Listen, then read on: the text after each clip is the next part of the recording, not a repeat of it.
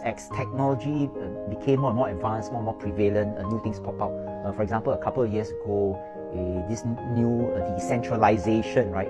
Sexy terms start to pop up, and of course, everybody who have heard before cryptocurrency, Bitcoin, Ethereum, and so on.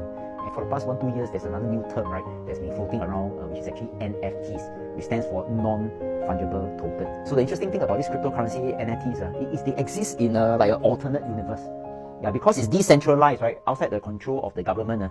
It's like there's another new universe, of digital assets, which are this cryptocurrency and the NFTs. Yeah, so as investors, we have to be quite careful.